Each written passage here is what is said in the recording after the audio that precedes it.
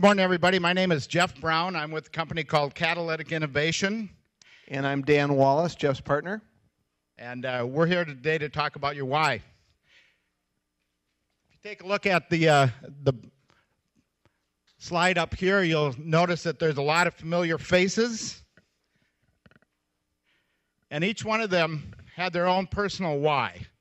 And their why was their emotional bond to society and to the businesses they were involved in and the organizations that they ran in many different cases. But the one commonality was that they were all successful because of the fact that they spoke from why they were doing something rather than what they were doing.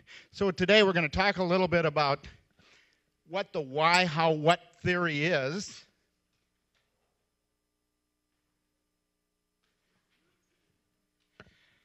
And if you think about it, our why at Catalytic Innovation is transforming work cultures into something superb. And one of the methodologies that we use to do that is the why, how, what methodology. Today, we don't have a whole lot of time to get into the depths of this, but we want to at least give you the beginning thought process of what your why is and why it's important. And we won't even be able to have a chance to get into the hows and the what's other than just on a very surface level, but it's a process we use to help companies do just that, transform their work culture into something superb. One of the reasons that we believe it's so important to do that today is the transparency that we all live in. The world and the businesses that we're all involved in are becoming more and more transparent every day.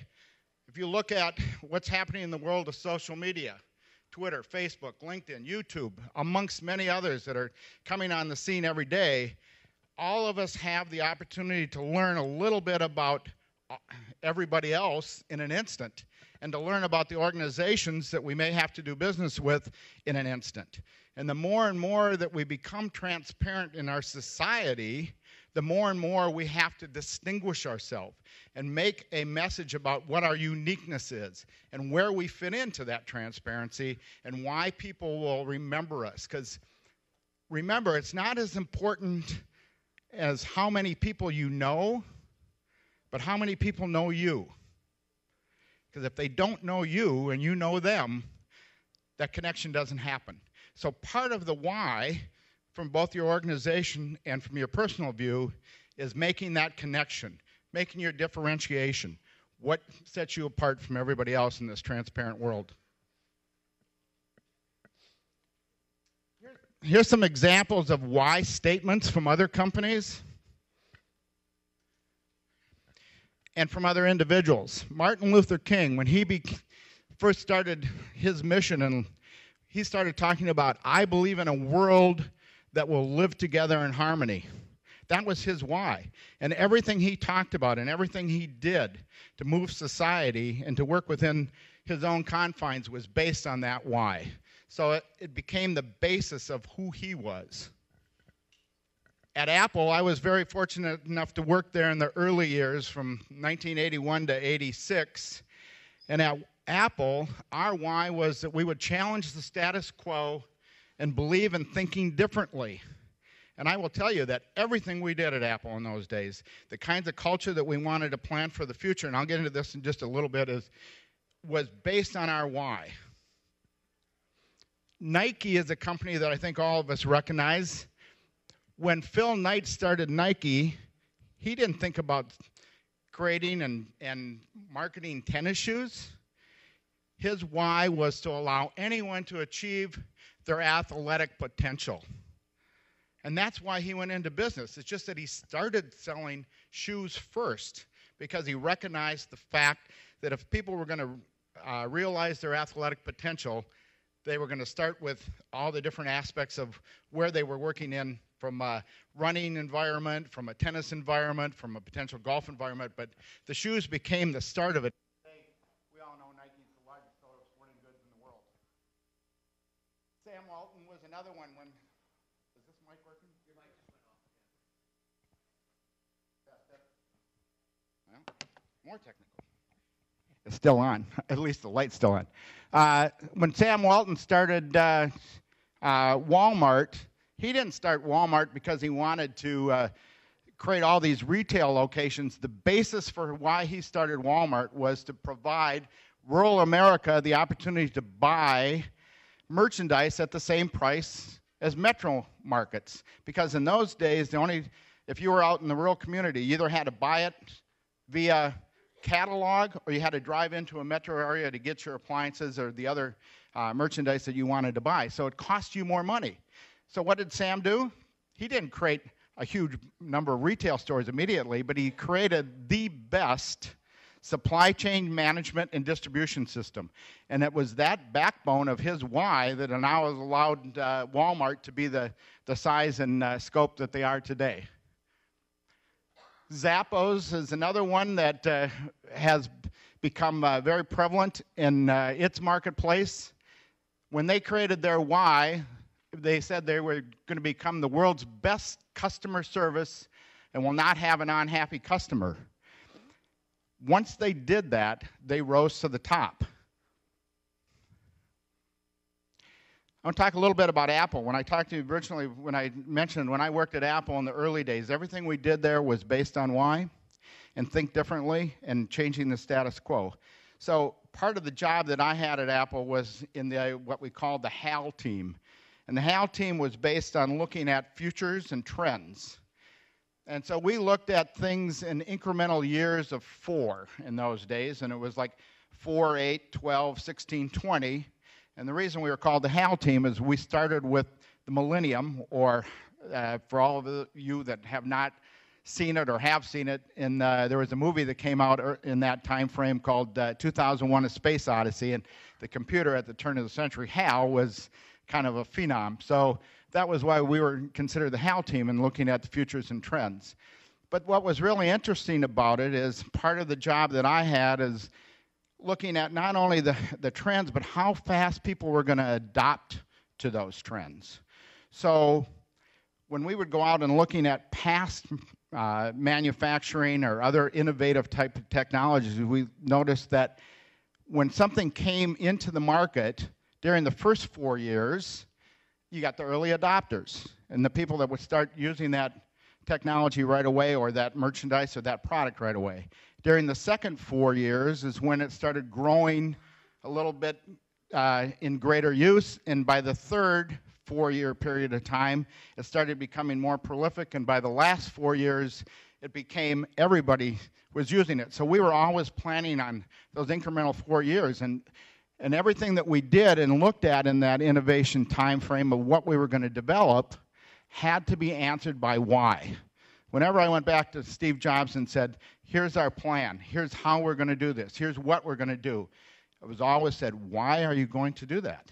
And if we couldn't articulate that why, it didn't happen. So we'd have to go back to the drawing board. So why was the basis of the culture that Apple has today and was started back in those days. And if you think about that culture, it's pretty amazing, because who knows when the first iPhone was sold? Anybody, just yell out the year. 2007. Think about how many smartphones were already in the market at that time. I mean, that's only 5 years ago. But when the iPhone came into the market, it took it over. It became the predominant device. And the reason for that was that part of what we did at Apple, as part of our culture, as part of our why, was the fact that even though we always wanted to set the trend and plan the trend, we never wanted to be the pioneer or the groundbreaker, because that was too expensive. So we would always leak those kinds of trends out to other people, let them be the early to market and create those first early adopters. So by the time the market was going to become more prolific in use, we could enter the market with a better product. So not only did the iPhone come out later than other smartphones, but we already had a lot of developers developing apps, because we were out there trending and setting messages to those developers about the kinds of apps that we wanted for those iPhones. So when the iPhone came out, it had all the apps already associated with it, which helped build it up.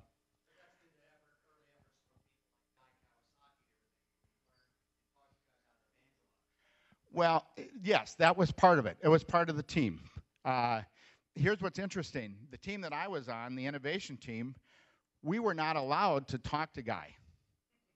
And this is true. The reason was that Guy's mission was to sell what we were taking to the market at that time. Our goal was to look at where we wanted to be in the market in the future. And so there was a confliction there between having people starting to evangelize things too early. So it was part of the plan. I mean, I certainly knew Guy, and we had meetings together, but at very arm's length. Oh, he's a great guy, one of the best. Okay, another great example is Zappos. Anybody ever buy any shoes from Zappos in this audience? Quite a few. I could ask you why. Anybody have an answer? Your wife. Huh? Customer service, exactly. How many of you know that Zappos almost went bankrupt 4 times? When they started in 1998 until the year 2002, there was 4 times that they had to go out and get additional funding, and the last time, basically, Tony had to sell out his home to get the last bit of money to keep them alive, and in 2002, when that decision was made to do that, he took a look around and he said, okay, what are we best known for? And it was customer service.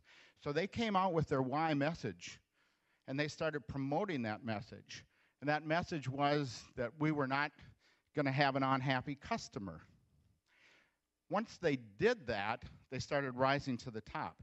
But what's really more interesting about that is at the time that they decided to make that commitment to a new culture and move things forward, 60% of their business at that time came from vendors that drop ship product for them.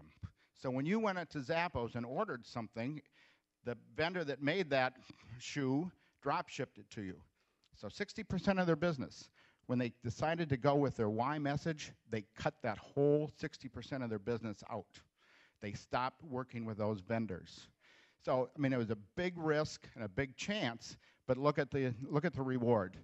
You know, 5 years later, they're bought by Amazon for $1.8 billion.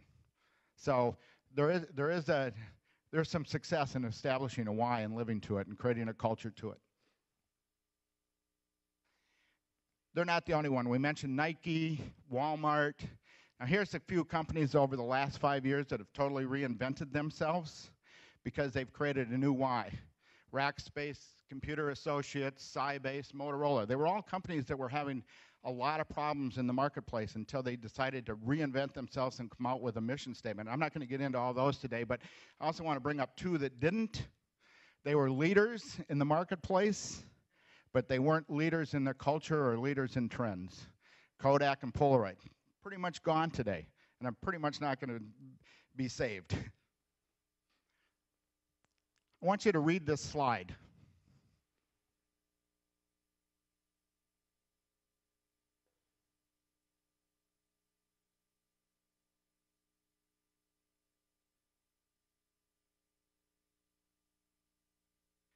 Okay, is there anybody that could not read it?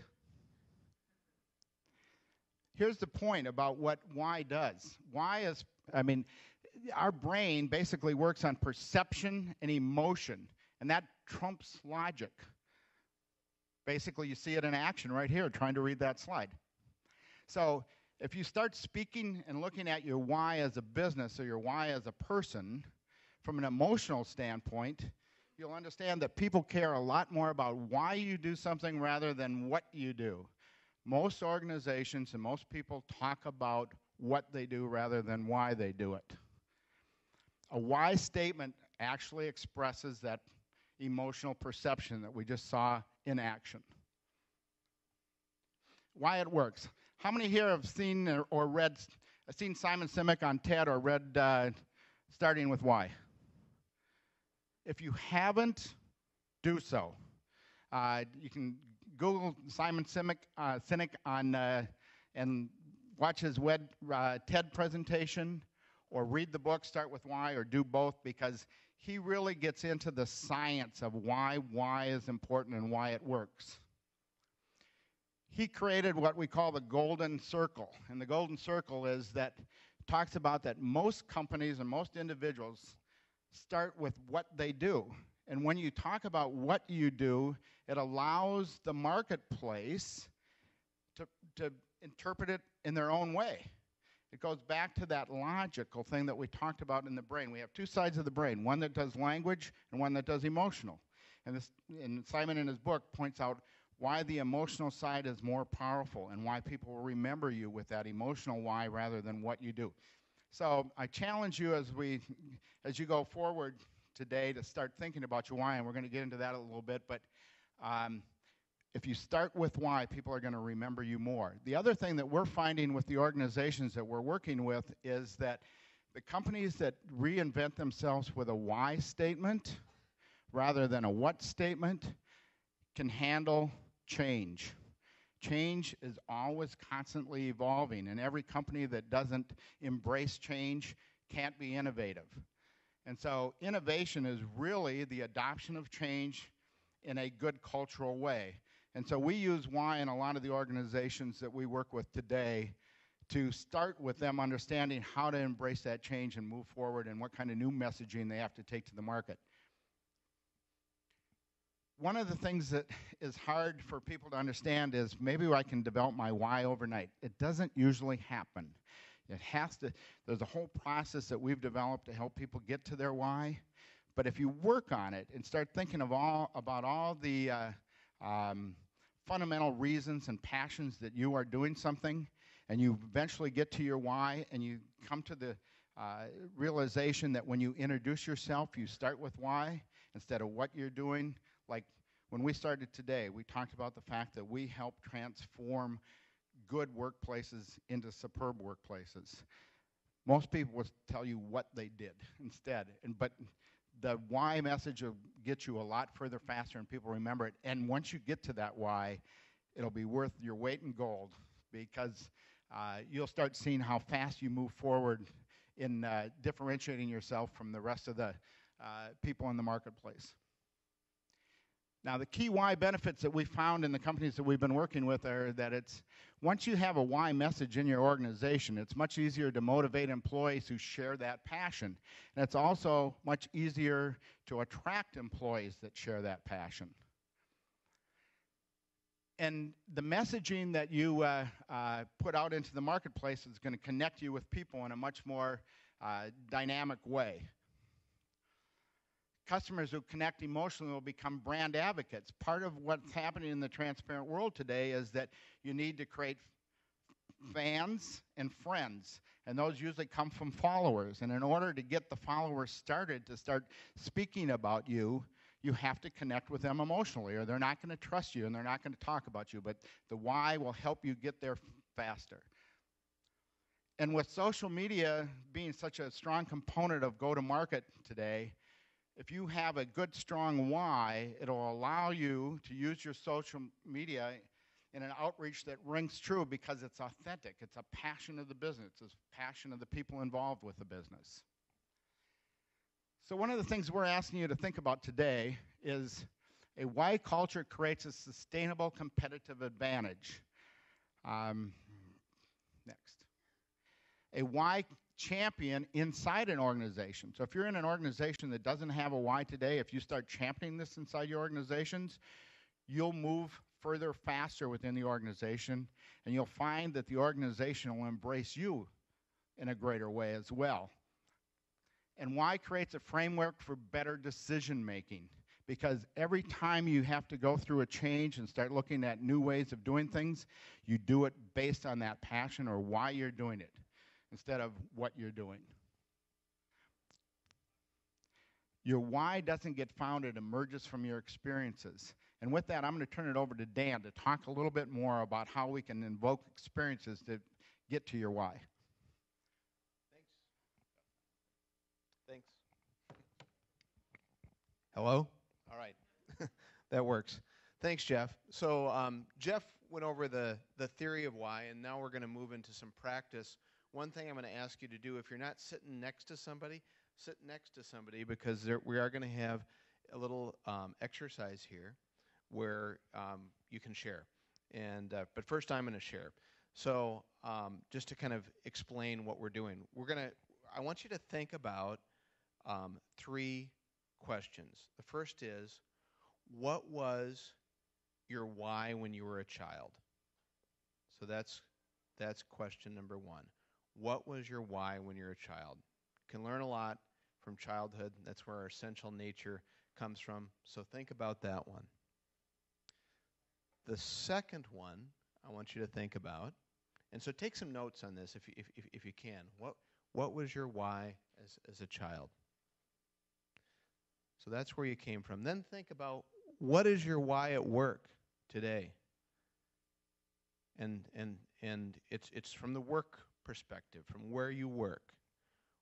What is your why at work today? And then the third question, and this is something that requires imagination. Imagine your why as a child and why at work being the same in the future. And this is kind of the dream that everybody has. So this is an opportunity to put that down and to think about that. Why don't we go back, Jeff, and just go over those one more time, just so that people have some time to think about it. So when you were a child, what was your why? What is your why at work today from the work's perspective? And imagine your why as a child and why at work being the same in the future. So those are these 3 questions that we want to get into some conversation about. But first, since I'm going to ask you to share about this, I'm going to share about my why as a child and some of my history. So when I was a kid, like a lot of kids, I was really interested in learning, in creativity, and growth. I wanted to find out how the world worked. I wanted to create things. I wanted to grow. But there were certain distinctive aspects of it. I was very interested in science. I was less actually interested in the technology behind things, but I wanted to understand what fundamentally animated the things behind the technology. And I was also into art and creativity, and those were natural passions. As I got into the school system and started growing up, basically the messages I got was those are unreasonable things to look at as a career. Science is too esoteric. You're not going to be able to make a living if you become a scientist. Art is too esoteric. You're not going to be able to make a living if you get into art. So by the time I graduated high school, my initial degree at college was accounting. I was lost at that point in time. I had lost my why in a big way. I mean, these days, I'm so glad to outsource all of that stuff so I don't have to deal with it. So through the tribulations of college, eventually I ended up getting into advertising. There's a whole story behind that.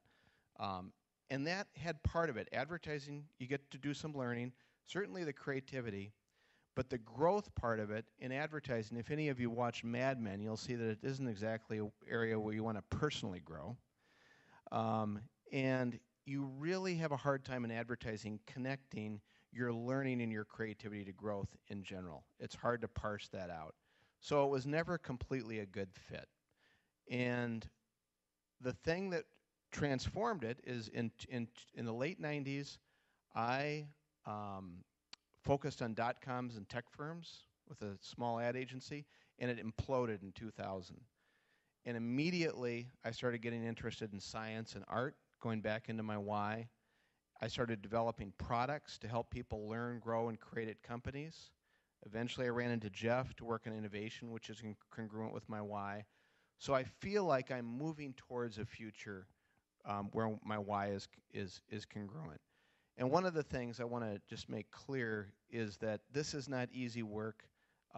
It's not something that's simple to do, but it's also something that's important to think about, because if your personal passion and your work passion are aligned, you can get a lot more done. And if a work culture organizes around a passionate why, it can get a lot more done. So then what we're going to do here is I've shared, you have the questions. I'd like you to find somebody to go and talk to and just do a little sharing, because this helps kind of integrate this in a personal way. We'll take 5 minutes. Do we have 5 minutes, Jeff? for this. We'll take 5 minutes, and then we'll have a group conversation. So have at it.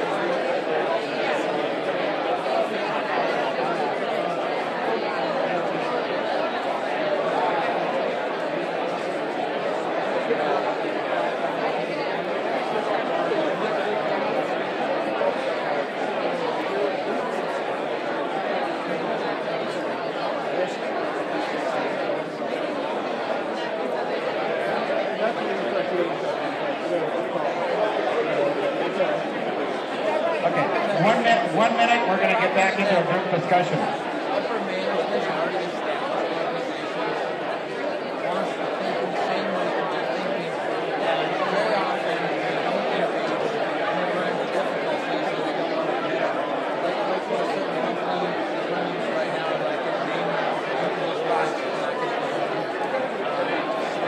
that's an example. So, those innovate by doing but you get no validation. That's what we're up to. It's always hard to stop the private talk, but what we do want to do now is move to more public conversation. Thanks for stopping, and yeah, so we just want to move to a public conversation. So this isn't really a Q&A. We're certainly not the experts on your why. You are. But we just want people to share and make observation, ask questions to the group. Anybody have any insights that came out of the private conversation? Anything they want to share with the group? Seems like everyone's childhood thing was, I did it because it was fun. Yeah. Well, and I think it's emotional, right? So why relates to that? So if it feels good, that's a sign that you're working on. Well, it's not like I went outside and played because it was a steady thing and it got me through the day.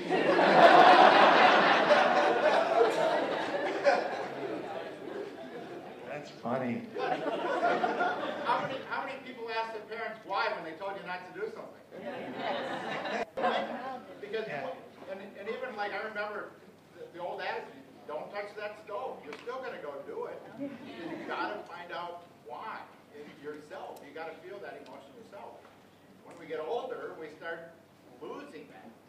We start losing that compassion to really want to discover ourselves because we have all these other outside influences. So it's still very important to start thinking about your why and how it fits into what you want to do.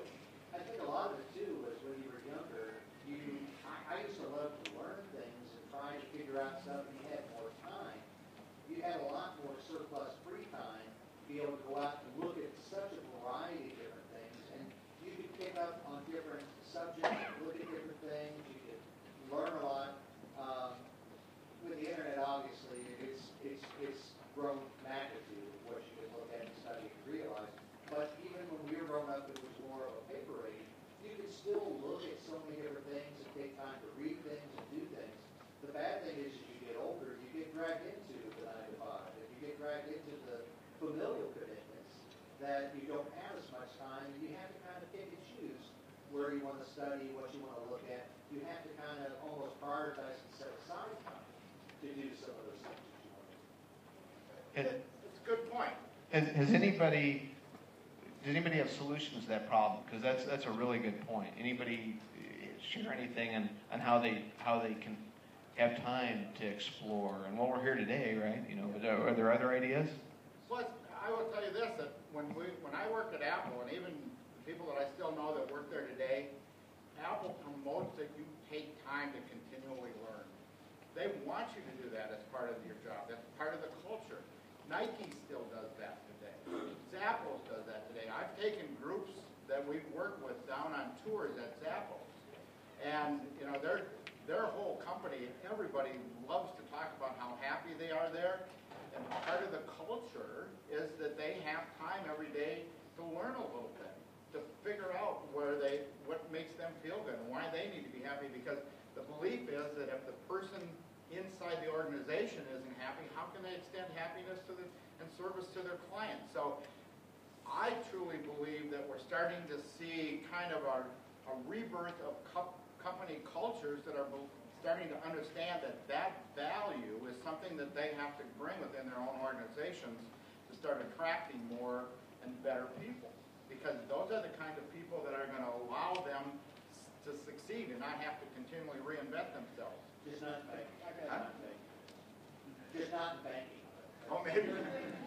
Not in banking. Yeah. So I worked as a service desk for a job, and my why is a superhero summer camp I run for kids. So my connection between the two, at least at this point, I'm trying to think through this process, is that when I'm talking to people for my work, I kind of approach them as I would a 10-year-old or something, and not derogatorily, but in a way that presents it with the people who do not feel technically inclined to say, look, I'm not going to make you feel stupid. You can ask me any question, and I'm not going to deride you, and it's going to be okay. We're going to have a conversation about this, and we're going to solve your problem. In the same way I can approach the kids. And I try and do that with every communication every day, kind of tying that together to how would I address this in this field and bringing it back to my why. I think that's great, because it does. It allows you to keep that passion in both areas. To the point earlier, I feel the same way that it's like there's always pressures and responsibilities and things that are part of my life. But I think that like the thing that at least I thought about it was a lot about prioritization. It's sort of like I find as an adult I have to take it. Like it's sort of like I have to decide what matters to me, and then I have to take that, and give myself permission to be like, you know what? I love spending time with my best friend Alex. I'm gonna do that. Or whatever, that it's sort of like it's on me to like decide what it is. Absolutely, and I think that when you start thinking about your why and trying to put those across all your disciplines of work, family, friends, everything, you'll make time for that, because that's what makes you feel the best. Up there.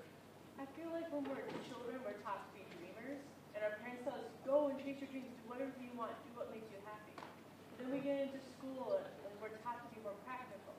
Do what you can make a living at, and support your family. I feel like that's our trouble now. It's like we're stuck in these positions that don't necessarily fulfill our needs and our wants, but we're doing it because it's practical. And I feel if more of us did follow our dreams, everyone would be happy then. You could run your superhero camp and things like that. Wouldn't that be great? It would be wonderful.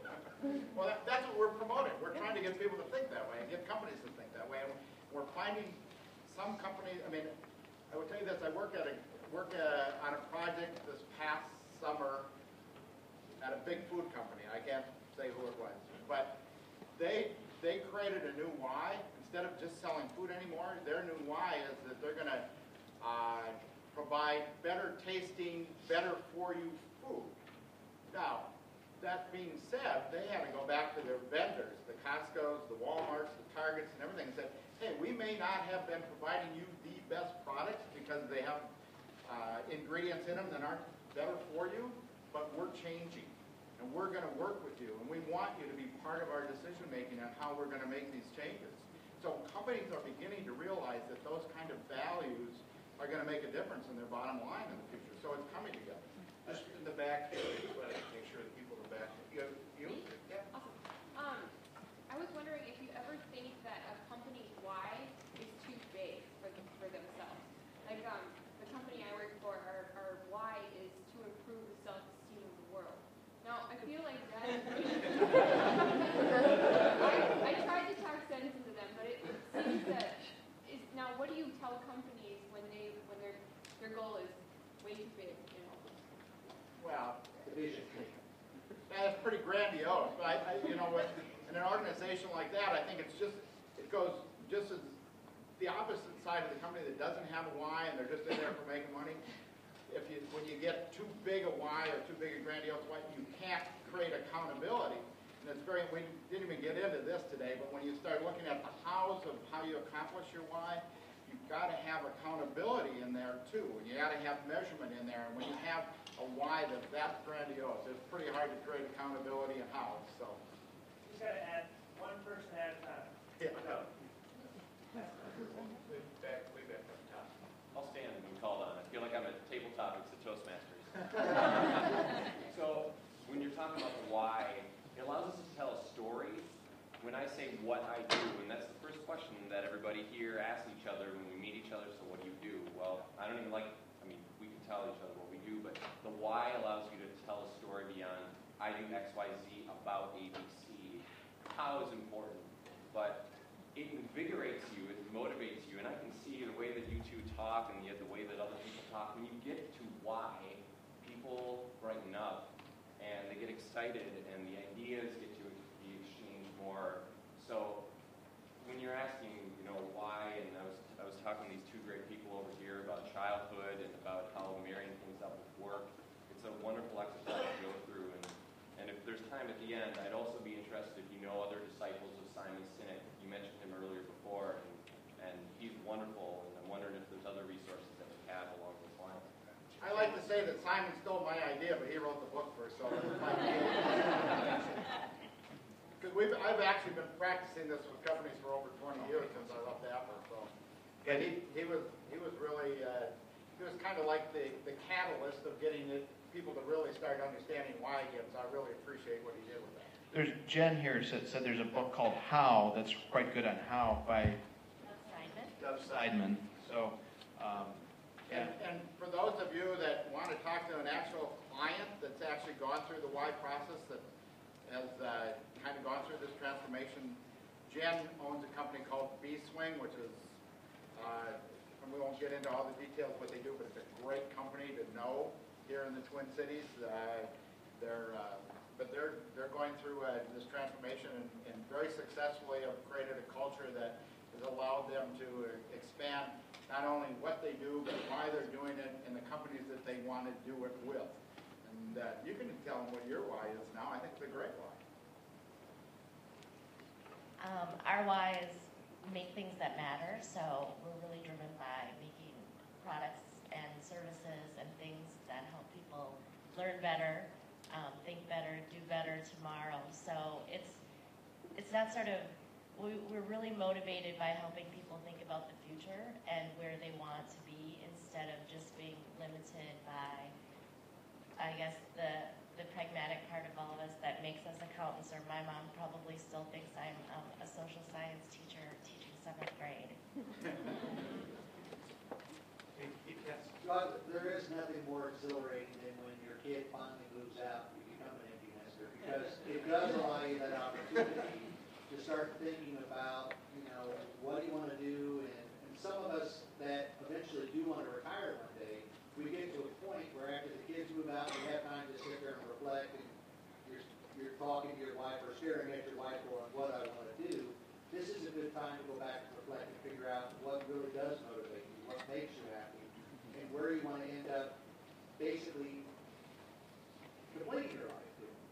What you want to do to slide into retirement.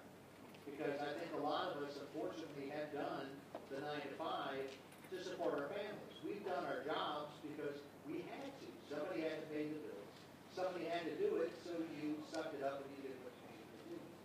But now you can start thinking about, what do I really want to do? How do I want to go ahead, and I won't say end your life, but how do I want to go ahead and make that last part of my life meaningful and gain happiness out of it?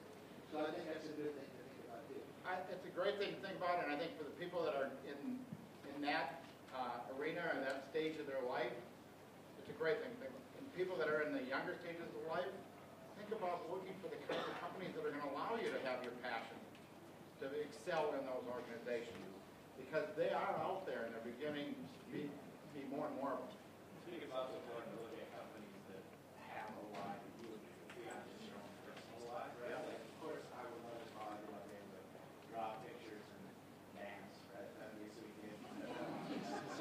But as I'm not going to make much of that, but if I find a company that actually supports it, has a bigger goal and mission and things like that, it's kind of easy with these harsh, so you can still feel like an afterwards. back there. I just wanted to say that I appreciate the why thinking. I think that's good that we ask why. But I also want to point out that a lot of the large companies, especially the professional service companies here in the Twin Cities, there's not always an opportunity for us to ask why. We just have to do what we're told. We have to please clients. We have to make sure customer service is up. And we have to do what our boss says. And we have to conform to certain cultures and certain etiquette. So in the creative space, and particularly the tech field, there's an opportunity to have that why discussion. But very much the professional services, a lot of companies in the Twin Cities, you don't have an opportunity to ask why. And I know a lot of people here would agree with me. You just have to follow the rules, conform, and innovation is left to the side. So if you want to innovate, you got to leave and innovate on your own. I would actually disagree with that because I work for a very large company called the University of Minnesota. But that's not a fair example. That's the University of Minnesota. But the kind of thing, like we couldn't have the why discussion on a university-wide level, and sometimes you can't even have it on a college level, and sometimes not even on a department level. But sometimes you can have it with one other person. I don't have to leave the U to have the why discussion. I can have it. I can have the why with like just one other person. Your motto is driven to discover.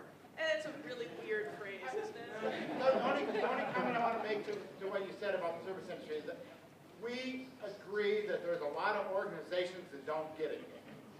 We're just like the gentleman down here pointed out. We're the evangelists now. We've learned to be the evangelists to try to get more organizations to move to a better culture.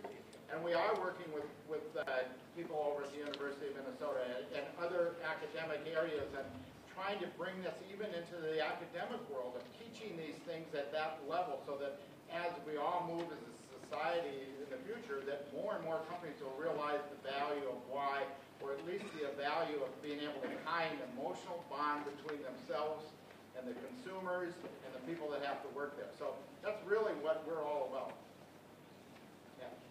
And if you get it on the whatever the factory worker level, and the company doesn't get it, what you're going to wind up with is discontent. So you find somebody else to collaborate with. And I think that one of the common threads that I've seen in conversations about creativity, whether it's on the development end or the design end, is most of the time we're doing what we're doing now because we want to marry that same motivation as kids of discovering, learning, playing, whatever that looks like, whether it's making logos or making code,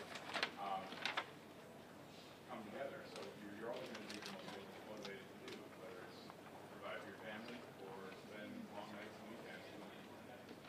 I was just looking at time here, and we got the what of time to deal with. But keep the why conversation going. It was good to hear what you had to say. Thank you for coming to our session. Yeah, and if any of you want to carry on the conversation, you can either tweet to us at Dan Wallace at Idea Food or Jeff Brown at Idea Wiz, or we're glad to have these conversations continually. So.